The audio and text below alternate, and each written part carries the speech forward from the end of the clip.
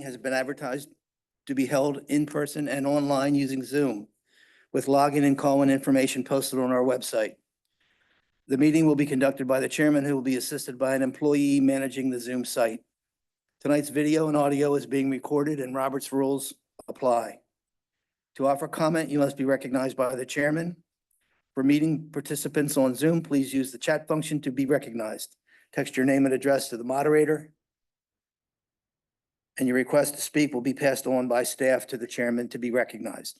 Once recognized by the chairman, unmute your mic, excuse me, after speaking, and please mute your mic also after speaking. East Hempfield Township public comment rules will apply for all public comment. You must be a resident or business owner in the township to speak. You must identify yourself by name and address before speaking and sign the guest log for meeting minute purposes, or follow the chat procedure already discussed for Zoom participation. Individual comment is limited to 3 minutes and must be about the agenda item being discussed, with the exception of public comment when non-agenda items can be addressed. No action will be taken on any non-agenda item of a non-emergency nature during the public comment period for non-agenda items. We will now move on to our first agenda item. Please join me for a moment of silence and a pledge of allegiance.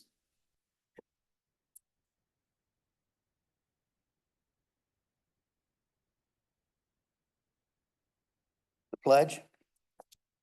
I pledge allegiance to the flag of the United States of America and to the republic for which it stands, one nation, under God, indivisible, with liberty and justice for all.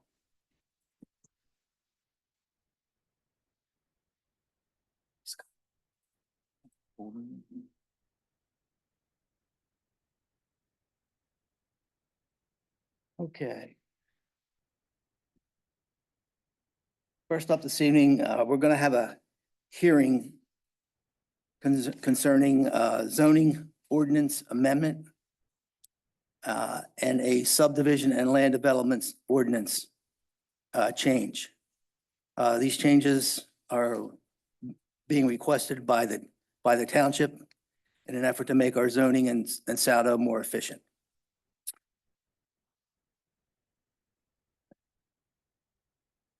From a zoning standpoint, we're adding permitted uses and amending accessory uses to the campus zone. We're correcting errors in the sign regulation table, and we're revising the screening and buffering regulations. From a SADO standpoint, we're providing a design criteria for updated buffer types. The hearing has been duly advertised on August the 7th and the 14th. And with that, I'll turn this over to Nate. Mr. Sturgis, yes. Mr. Sturgis. He's all prepped and ready to go. All right, here we go. Nate, you're up. Good evening, everyone. So the changes you mentioned for the campus zone, we realigned some of the uses that are considered principal versus accessory, adding let me get to the right sheet here. Adding professional, scientific, and technical offices as a permitted principal use, and adding get to the right page, sorry. Adding daycare services commercial as well, and then removing those from the accessory uses. And then we're also defining the density requirements within the campus zone. Currently, there are no density limitations in there, and we're proposing 4 dwelling units an acre for single family detached and duplexes, and 5 units an acre for townhomes and multifamily. For the sign regulation table, there was an error with the digital sign allowances in the village center zone. Digital signs are considered a freestanding business identification sign, and village center business identification signs are limited to 32 square feet, but digital signs were erroneously set 80 square feet. So this correction brings it back down to 32 square feet.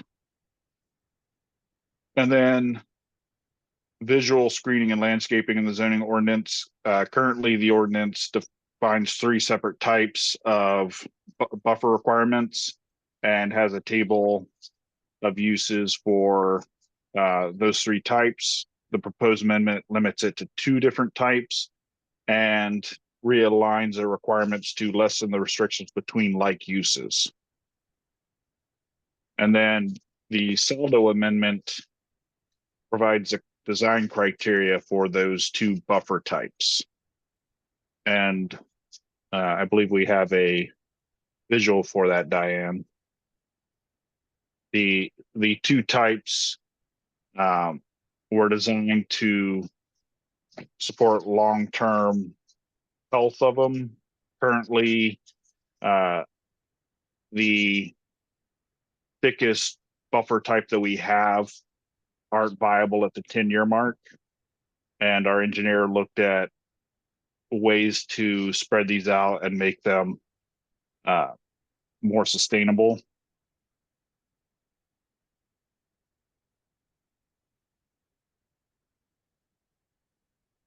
Okay. There. Any questions? I have none. So we're going from the one on the right to the one on the left. Is that correct? Correct, yes.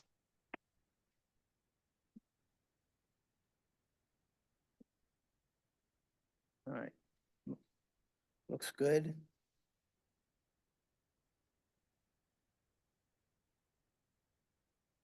And we've heard from county. The county had minimal comments, generally supportive. I think the only item they brought up was the density, but they understood why we said it the way we did. And the East Hempfield Township Planning Commission had no comments. They were supportive of it.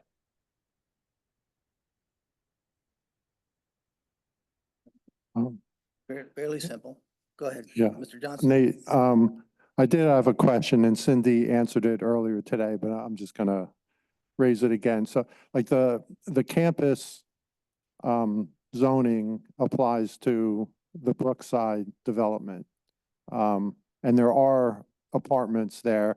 And then Cindy explained to me why it's in compliance, but just any further comments on, on the zoning of that, like why the I don't have a specific question, but I just want to introduce that like Brookside is a campus and they will have apartments there that will have more than 5 per acre kind of thing. And when we looked at the changes for the campus zone, we did our best to make sure we weren't going to negatively impact any of our existing campus zones, make them non-conforming in any way. And the Brookside site shouldn't be negatively affected by these changes. Yeah. All right. Good. Thank you. Yeah, that's what Cindy explained, but I just thought it was interesting for the record that you stated that. Thank you. And again, just to be clear, you said more than 5, right, Mr. Johnson? They're Yeah, this ordinance or the the zoning ordinance did state 5, but then there is that large apartment building in Brookside that is acceptable for other reasons. Nate, can you tell us what the density would be? Well, density didn't apply to that Brookside Apartments. Yeah, when they designed it, there were no density restrictions. I don't have a number of what this would set it at in front of me, but I can get that for you. But that is an approved plan, so it wouldn't affect. My recollection is it wouldn't make those apartments non-conforming. They wouldn't be able to add any additional housing, but my recollection is that those meet the density requirements. And that was my recollection as well, that when we went back and looked at this, that they would meet our the zoning changes that we proposed. They would not be in excess. So just to make sure that we're clear on that, they would be in compliance with what this text amendment is stating. Mhm. Yeah, okay. And it's in compliance because the whole area is many acres? And so you spread the amount of units over the acres, or is it in compliance because of the type of building or some other reason? That's, With the portion of the site dedicated to the apartments. Yeah, we narrowed down a window of residential use Oh. that they were using. So they didn't use the whole tract to be in compliance. They used just their residential portion to be oh, in that 5-acre mark. okay, so just to use an example, if there were 30 units and it was on a 6-acre property, that would be 5 units per acre. Right? So it complies for that reason. It's kind of a question because the number of units divided by the large area that's assigned to that residential area is in compliance. That is my understanding. What you're stating, I believe to be correct. Okay. Yeah, thank you. Yeah, that was, And it should also be stated too, without this change, one of the oversights, I think, with the campus zone was that there could be unlimited density because it wasn't specified in the campus zone. And that was brought to us by one of the zoning hearing board members. And when we looked into it, he was correct that by not stating or outlining some criteria, essentially somebody could come in and create 30 per acre if they so chose, because we didn't have it clarified in the zone. good. Yeah, I had heard that too. So this addresses that and that's good news. Thank you. Okay. Anything else? And also, one more thing, it does not just affect the Brookside development, it affects all campus zoning. Mhm. So we have a few other campus zones that this would affect as well.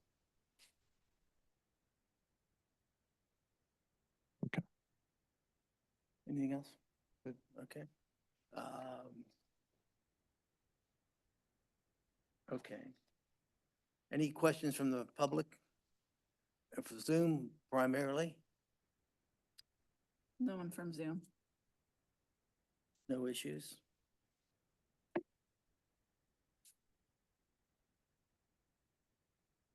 And then at this point then, I'm going to close our hearing.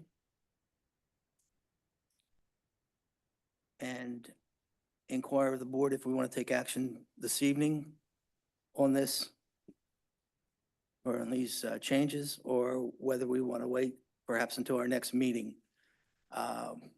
Possibly give Mr. Russell an opportunity to review the documents and for us to review the documents a little closer. Any thoughts from anyone? I'm fine either way, I'm not in a rush. Okay, not. Yeah. Okay, we wait, next meeting? I think All right. that's actually a good idea. Yeah, let's give this some additional consideration and we'll put this on as an action item for our next meeting. Since it is listed as an action item, did you want to do a motion to table, please? Okay. All right, with that, hear a motion to table our zoning ordinance amendment, zoning and style ordinance amendments this evening. Just real quick, do we have to table it? Because don't we have 45 days to act on? Because it's an action item. Okay. That was the only reason. Okay. So I'll hear a motion to table. So moved. Motion from Mr. Wigglesworth, Second. second from Mr. Brubaker. All those in favor, please signify by saying aye. Aye. Motion passes 4-0. Okay, we can now move on to our consent agenda. The consent agenda addresses the approval of routine and repetitive business matters that tend to need little or no review, discussion, or deliberation. The consent agenda items are provided to all board members for review in advance of our meeting. Any comment on the consent agenda this evening from the board? Hearing none, any comment from the audience?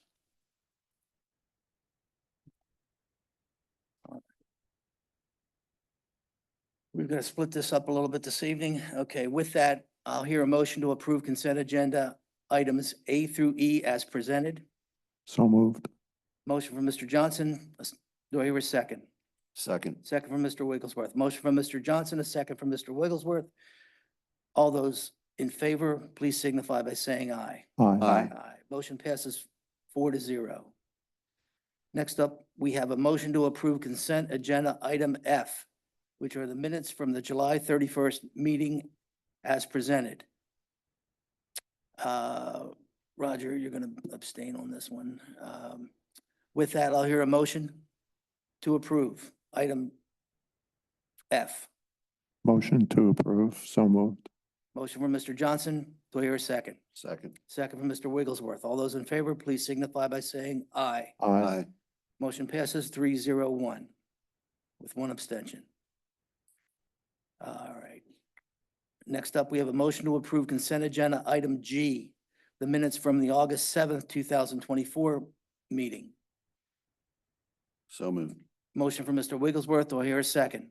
Second. Second from Mr. Johnson. All those in favor, please signify by saying aye. Aye. Motion passes 4-0. And finally, a motion to approve consent agenda item H, which are invoices as presented. Do I hear a motion? Motion from Mr. Bennett. Do I hear a second? Second. Second. Abstain. Second from Mr. Johnson. Motion from Mr. Bennett, a second from Mr. Johnson. All those in favor, please signify by saying aye. Aye. Motion passes 3-0-1. All right. That's it for the consent agenda this evening. Thank you. Next up are action items. This evening.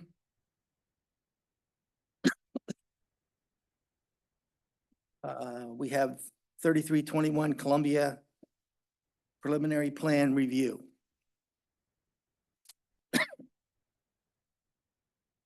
You're up. Good evening. Good evening. Nick Grandy with RGS Associates. I don't know if Nate has the plan that you can pull I'm up. coming.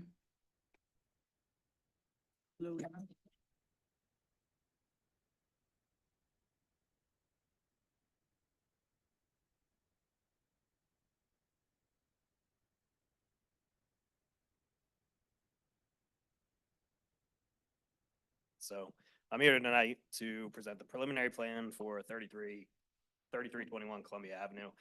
The site is located on the north side of Columbia Avenue. It's approximately 17 acres located in the CBC Community Business Center District. We have enterprise zone to the north and to the west, medium density residential to the east, and Manor Township to the south. The existing site is wooded. It was a former tree nursery. So the proposed program, it's all permitted by right uses. There's a place of worship under the local designation, a hotel with 95 rooms at 4 stories, multifamily, 2 multifamily buildings with apartments at 45 units total, a single family semi-detached duplexes, there's 20, and self-storage. So in terms of the site layout, we have proposed access off of Columbia Avenue. It's a 30-foot wide private cul-de-sac street and an emergency access drive that connects to Richardson Drive, and that's 14 feet wide. The duplexes are located adjacent to the neighboring residential, the apartments near Columbia Avenue, and the hotel and place of worship on the west side of the proposed street towards the enterprise zone, and the self-storage northwest near the enterprise zone. The ordinance permits a maximum residential density of 4 dwelling units per acre.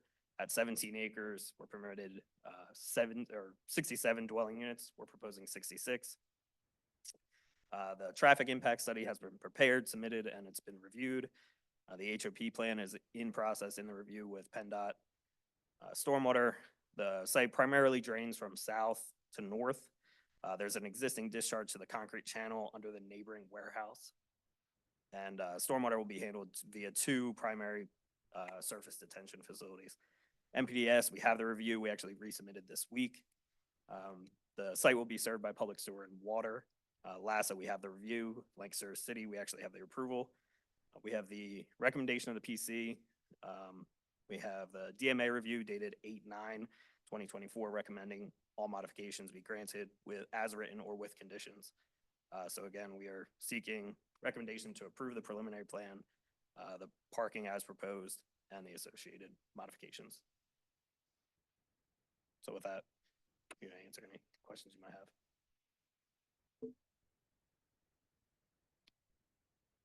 Well, it looks like there was a lot of questions, but it also looks like a lot of questions have been addressed with this project. I think we've been looking at this for maybe 18 months to 2 years.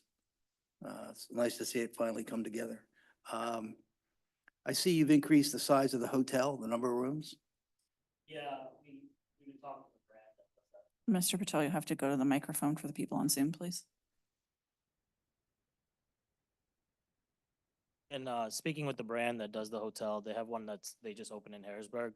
And they said that's kind of where you need to be at to like make it work economically in terms of, you know, having an optimum ratio for staff and just making one site work. They own a bunch themselves. It's not just franchisees that own them.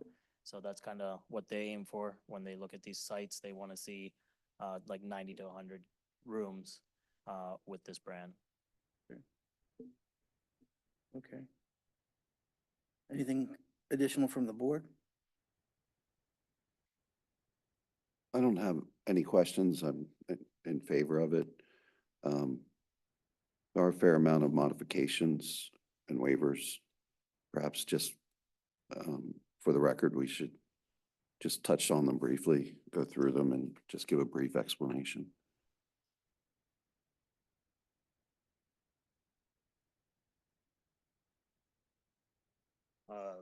So the first one, the first, the second, they're all kind of out of order here. But there's a lot of the modifications deal with the required buffer. Mhm. We talked with DMA because this is an existing wooded site. We don't, the goal is to use the existing vegetation as the buffer. But after the site is cleared, we kind of don't know what that property line, what the buffer is going to look like. So we actually worked with DMA. We prepared a separate exhibit, a planting exhibit that shows the full required buffer requirements. That planting will be bonded through the LOC, and there will be a site inspection after the clearing is done. And if it's required to have more planting, then developer will put those in. That makes sense. That's a good bit of the modifications.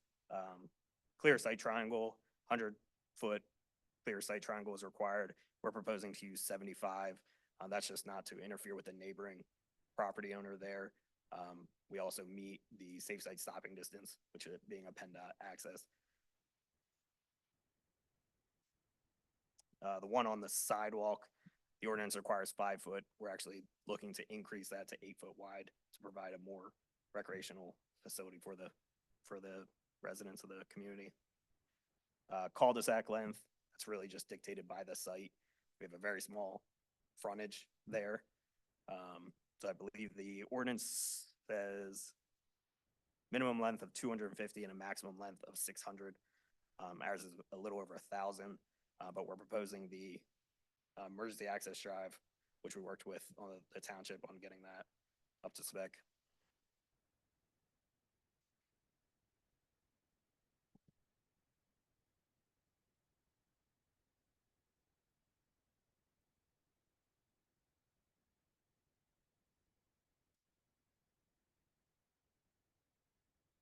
Stormwater loading ratios, we're following DEP's MRC design for that, and minimum pipe cover.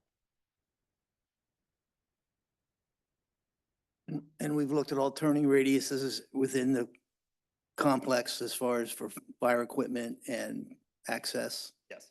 We can get through everywhere. Okay. Thank you. Yeah, a question. So yeah,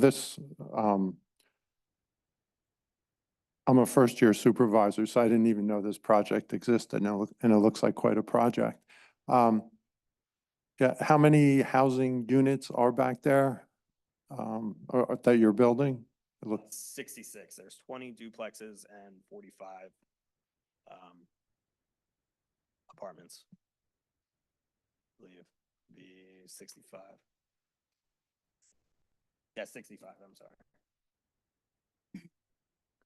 okay. And it's all it's full age. It's not like over 55 or anything like that. It's open to everybody. Yes. We Mhm. have, Can you use the microphone, please?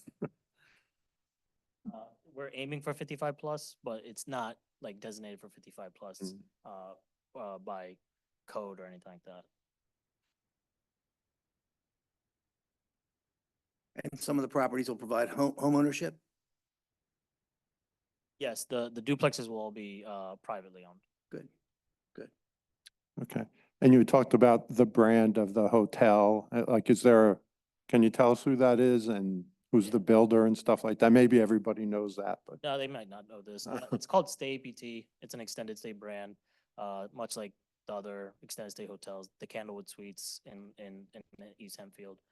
That kind of clientele with, longer stays, but not like really geared towards families or like, shorter stays. So, we just feel like there's a demand for that. You guys have that big hospital that opened up, of course, down Centerville Road, and then, just other demand in the area for that kind of hotel. It's typically what people are developing right now, hotel wise. Okay. And the builders of the duplexes, is it? We don't have any builders per se of how we're gonna do that. We do self-perform construction for hotels. And some of probably the apartments, we're not exactly sure what we're gonna do with, the condos, the duplexes, excuse me. Mhm. All right. Wow. Quite a project. Yeah, it's pretty big for us. Yeah. Good. Anything from Zoom? No. Nothing from Zoom? Okay. I guess my final comment would be, we ask that you be a good member of our community, comply with all the modifications and conditions that we set forth in the program, but I think we've got a good project here, and we appreciate you coming to East Hempfield. You guys for working with us as well on this. Okay. All right, with that, okay.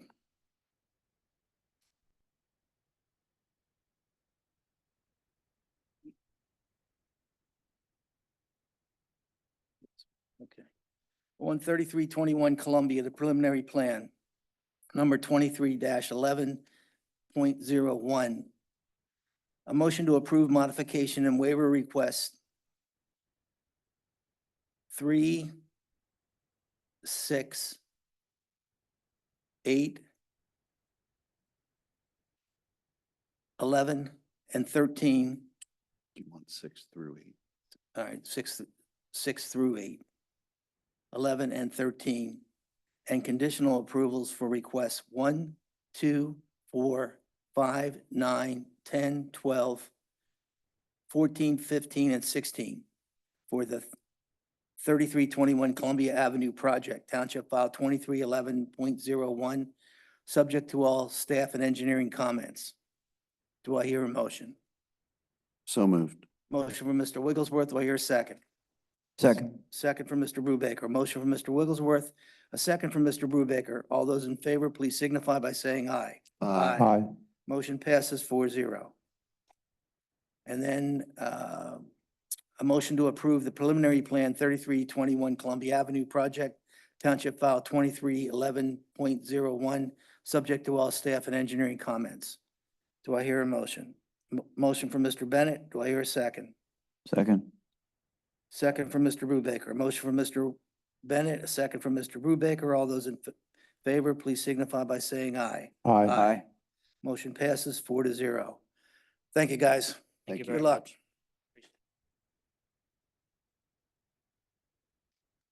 All right, next up on the action item is the ordinance amendment, Which you've tabled. which we tabled. Yes, gotcha.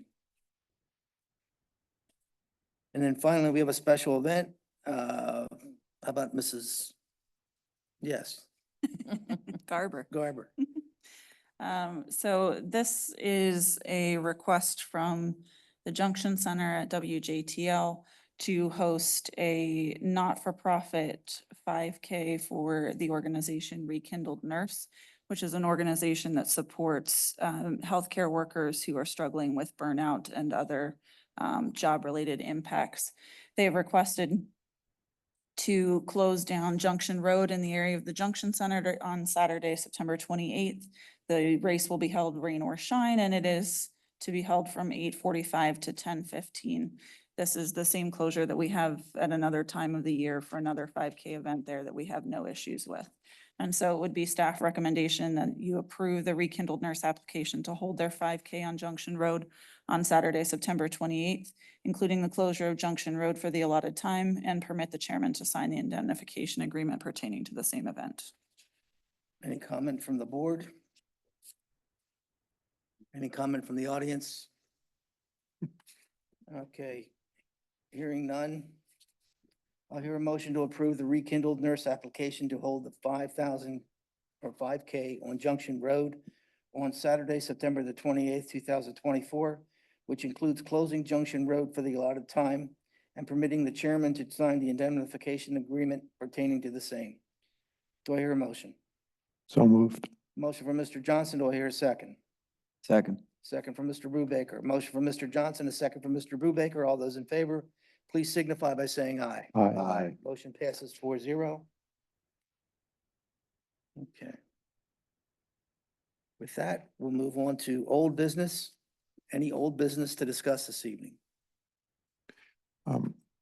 I would like to add to some upcoming agenda, just the library situation. You know, I think in October was when the donation would occur, and I'm not clear what the current status is right now. So I don't know if we're prepared to talk about it tonight, but maybe when Mr. Russell returns, I think he was working on some things. So I just suggest we add that to an upcoming agenda, perhaps in 2 weeks. I'm fine with discussing it tonight. I don't think we need to add it to an agenda. I think we were very clear back in April what we expected from the library. We were specific in that they needed to adopt a written policy, agreeing to keep programs nonpartisan, focused on literacy, and apolitical, and also agreed that this type of event would not occur again. And that has not happened. They've made some changes, but not what we stated that they had to do.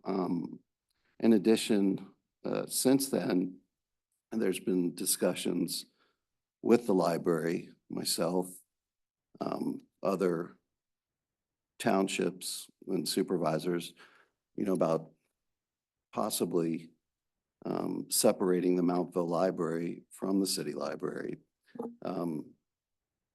They seem not to have any interest in that. So for me, at this point, I don't think there's anything for us to do. Yeah, okay. I know they changed their policies, and I think their policy changes were sufficient for me. Of course, they would be. They were sufficient with me without the policy change. So is it something we're going to vote on at some point? Well, we've already voted on it.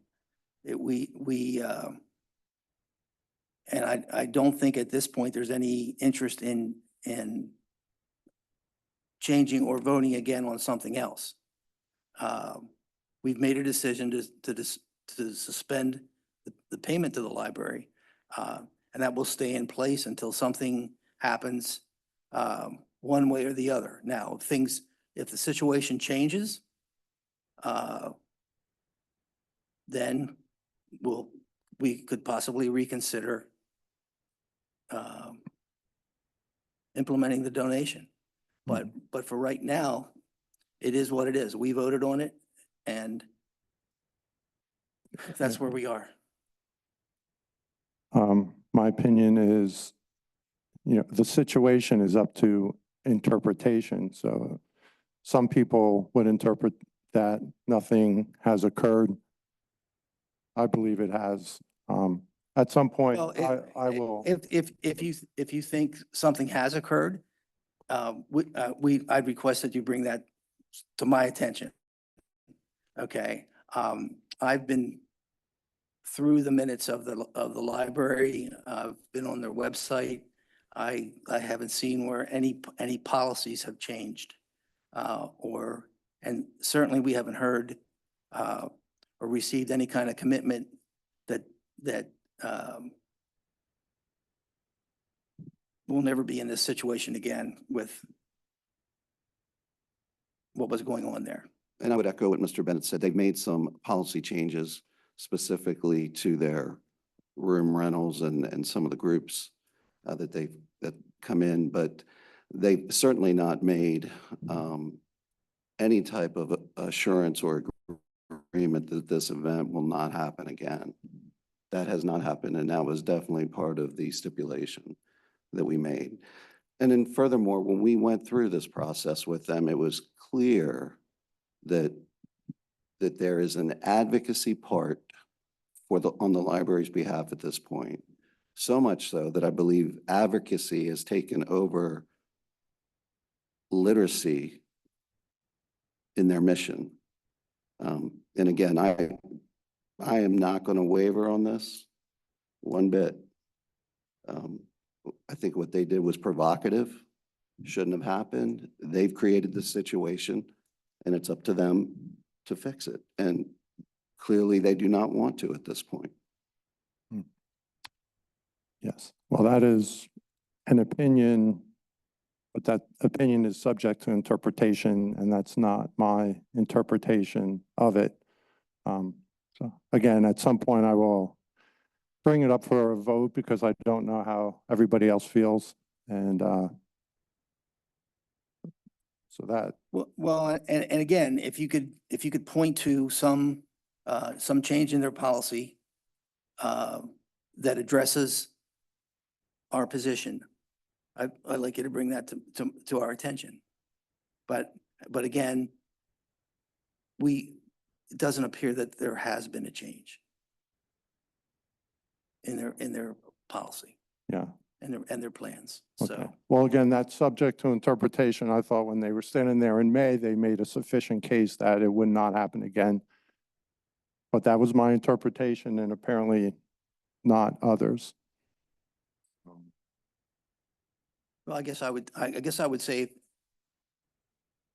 I hate to say, was put it in told- writing, but Yeah, Yeah, I was I mean- told directly that they will not agree to that. So, and I'm with Tom, if you have some information that I'm unaware of, if they're willing to agree to that, well, that's a big step. We can take a look at yeah, things. awesome.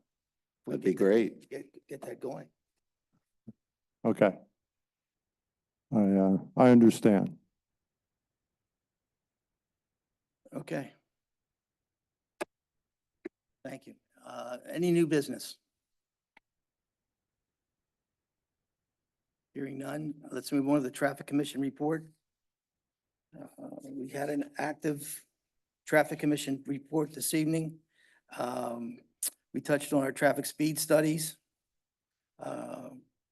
which there were 8. We also discussed the Bowman report for a number of trouble spots in the township, Wilson Avenue and 2-Lane Terrace, where we're being asked to create a safe walking area, crossing area for the Friends Church. We discussed Old Orstown Road and some a one-way road near Lowe's where we have people at times going in the improper direction. Anything we could do to address that. We've also looked at Farmingdale Road and possibly some changes there from a speed bump standpoint. We didn't make any decisions, but we asked, as a group, we asked for more information. Anything else?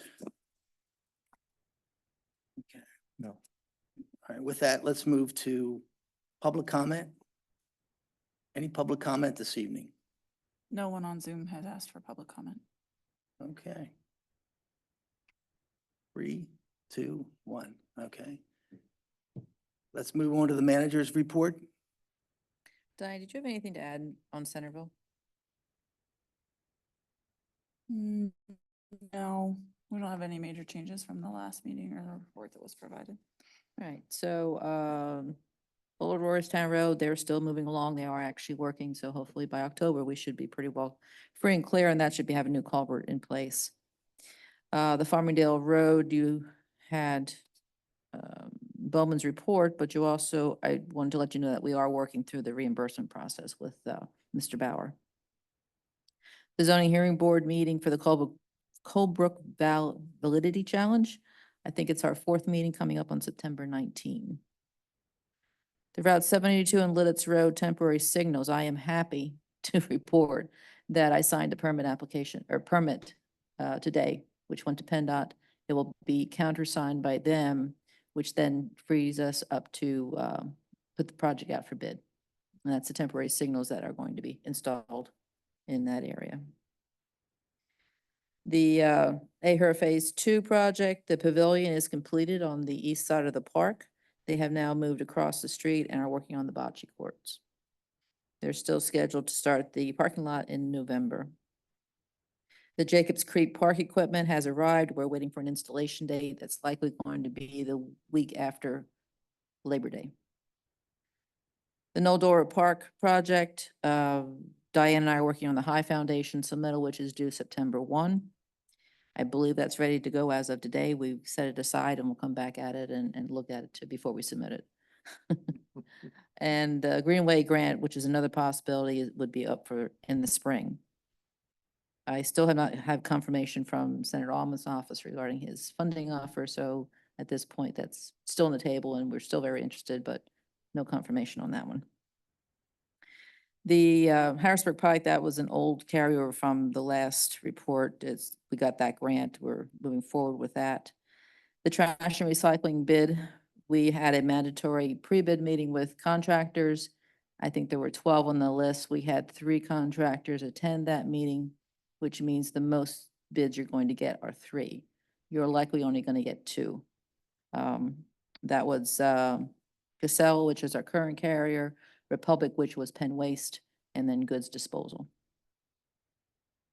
That will be on your 9/18 board agenda for action.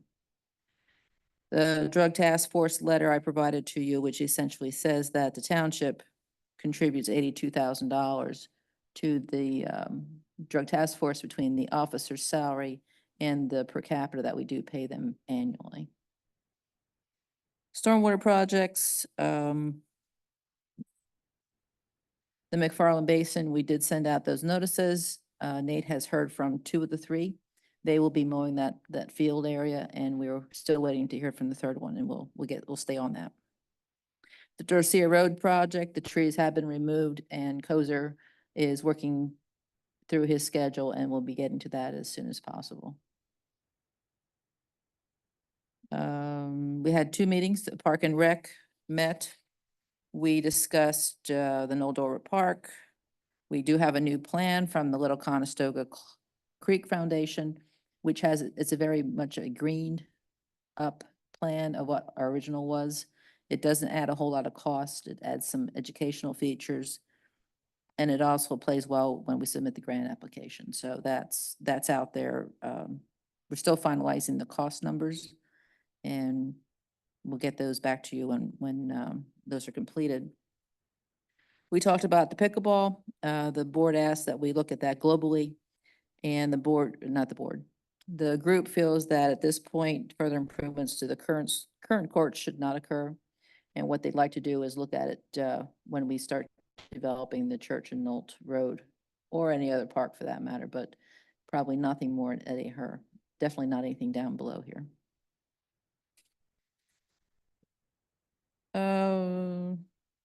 Church and Nolt, we did have some discussions with the group, and the group has met with 2 funding solution entities, GMS and GSL. They are both groups that have lobbyists attached to their groups, and they go out and seek funding from very varied sources, one of them being the Mashpee grant, which is a large grant possibility, but they also package things up into other grant sources like DCNR, the Greenways, DCED. And that might be what we need to do to develop the Church and Knoll project. So they're still working through that. I do have a admin and finance meeting scheduled to bring the admin and finance meeting into the fold so that they understand where that direction, what that project is, direction that's going. We also had a MS4 stormwater meeting on August the 12th. We talked about the annual report submittals that are in place and ready to go in September, and also discussed some of the stormwater projects that I've already mentioned. Concludes the report unless there's questions.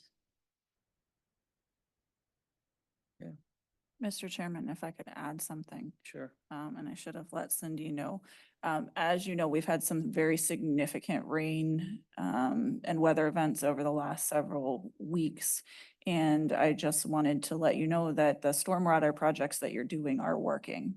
We have not had flooding on Church Street in the area of the golf course to the level that we previously had.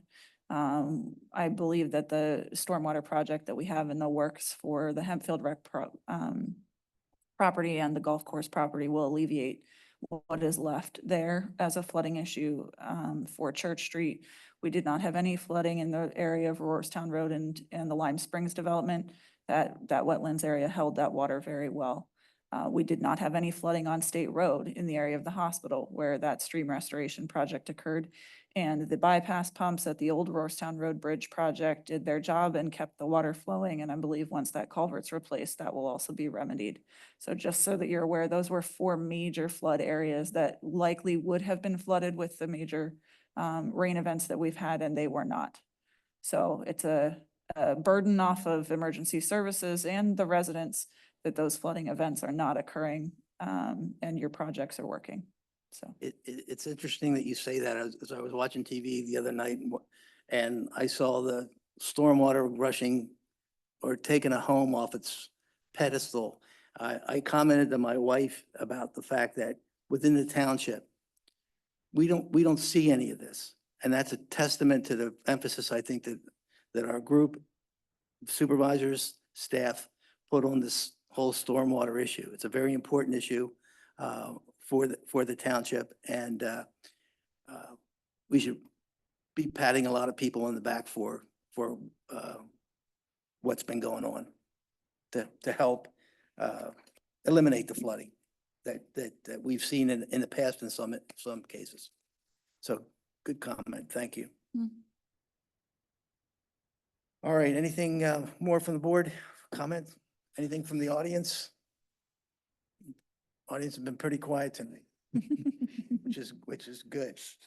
Meeting adjourned.